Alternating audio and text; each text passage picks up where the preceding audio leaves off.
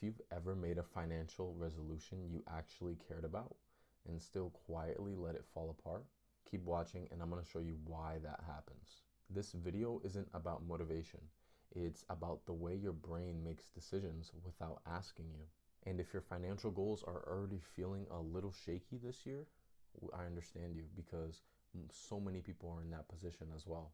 Today, we're not talking about willpower.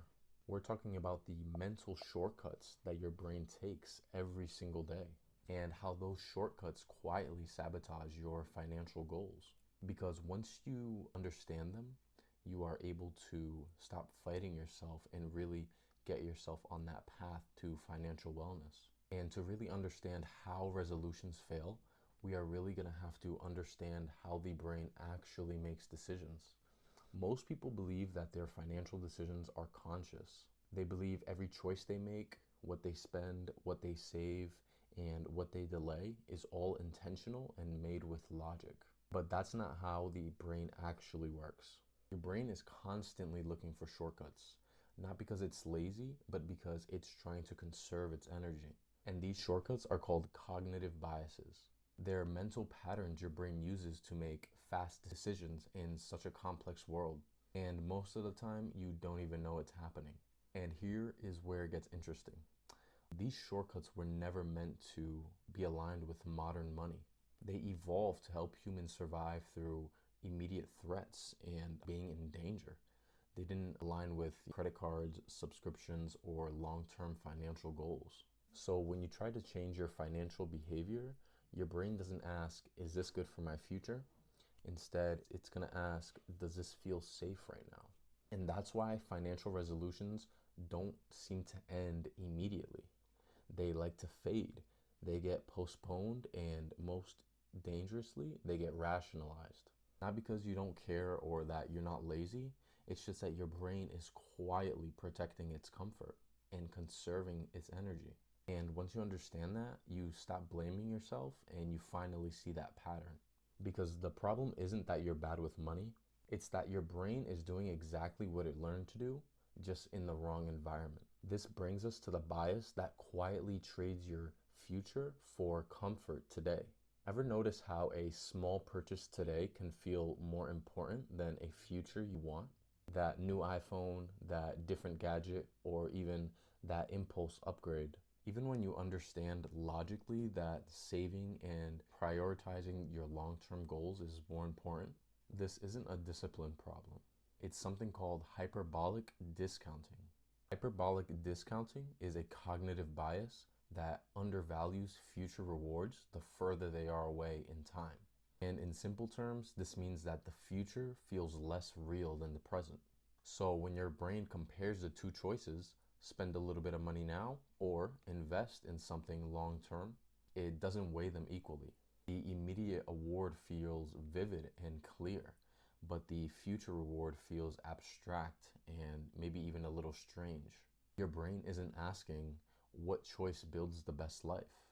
It's really asking what feels good right now. That's why in 2026, this feels like it's everywhere. You tell yourself you're going to increase your 401k contribution, but a new phone feels tangible and in reach. The reward is immediate, but the cost is delayed. And because the consequence doesn't hurt right away, your brain discounts it. Not because you're irresponsible, but because your brain was never designed to emotionally value outcomes in the long term. Once you see that, you start to realize something important. Your financial resolutions aren't failing in the future. They're quietly being negotiated away in the present time. But time isn't the only thing that distorts financial resolutions. After that instant gratification, there is a cognitive bias that quietly keeps us stuck. It's called the sunken cost fallacy.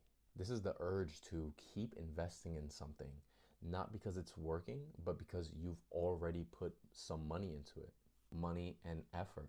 And your brain doesn't want those things to feel wasted. So instead of asking, is this still a good decision? You ask yourself something smaller, such as, how do I justify what I have already spent? And that's how this trap forms, guys. You keep paying for a gym membership even though you haven't been there for months because you feel like canceling that gym membership is like admitting failure. Here's the part people don't realize. The money you already spent is already gone, whether you continue it or not. But the sunken cost fallacy convinces your brain that there is still something left, and quitting creates that loss, even though the loss already exists.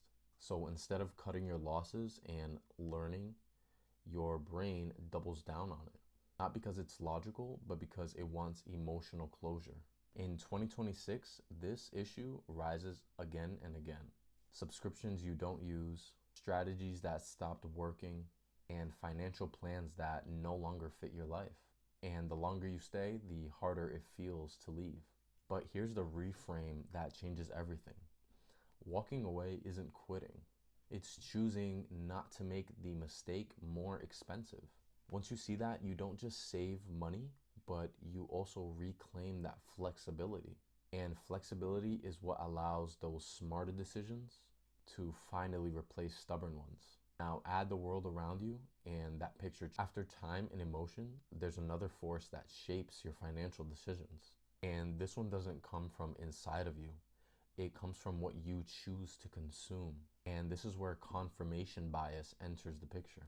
Confirmation bias is your brain's tendency to seek out information of what you agree with and what you already believe, and either quietly or loudly dismiss everything else that is going against that view. Not because information is wrong, but because disagreeing with that would get you out of that comfort zone. So instead of asking, is this true? Your brain asks something easier. Does this support what I already think?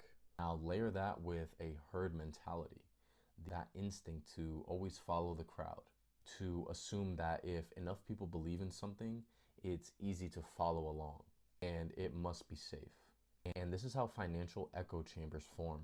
You hear the same opinions repeated, the same strategies praised, and the same risks minimized. And because everybody around you agrees, your brain interprets consensus as confirmation. And this is how hype replaces research. The more you engage in one idea, the more you're shown content that constantly reinforces it. If you've recognized yourself in any of these patterns, there is nothing wrong with you.